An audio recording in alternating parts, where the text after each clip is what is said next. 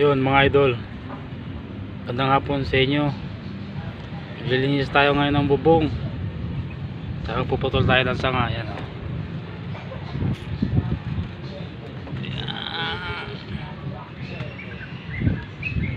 Tayo nga sa bubong.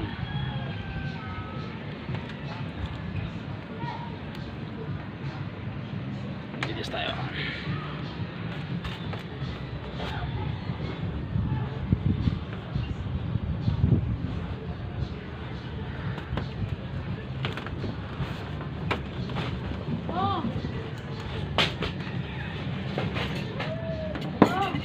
Yan lang.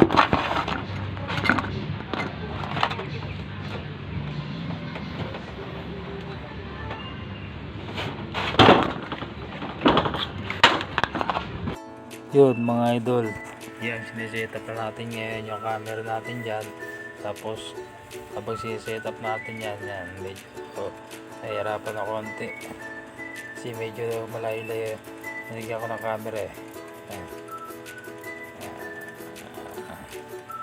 Yan, tatayo tayo dyan idol kasi dandan lang tayo, manipis lang yung bubong eh. Yan, gumamit ako dyan ng kahoy para patungan.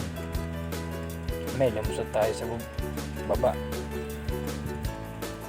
Yan, habang iputol kayo, binibilis ako na lang kasi makulimlim eh, baka abutan tayo ng ulan kaya ambon.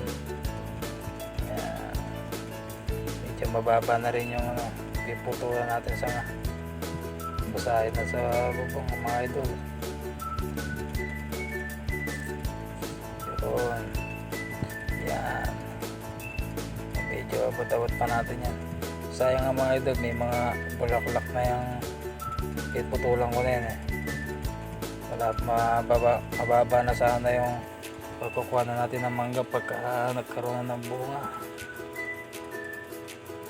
Kaso no choice mga idol, masisira yung bubong natin pagka di natin pinutol to.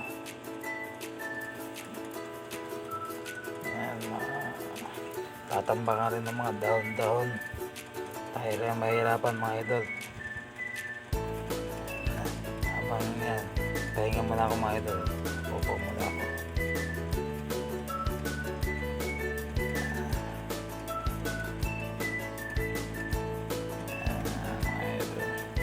Hindi ako nalalay dyan.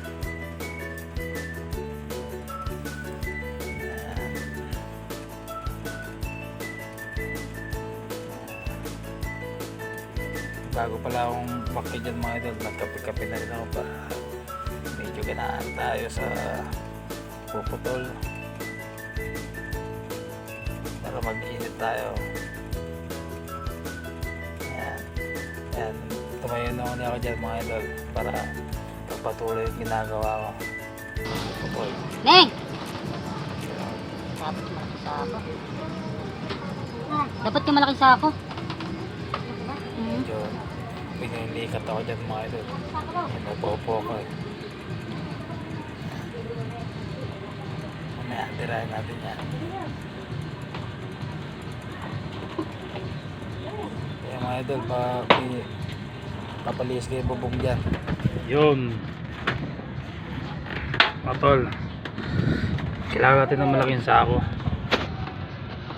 Kaya ang dami natin na putol. Ayan pa sa baba.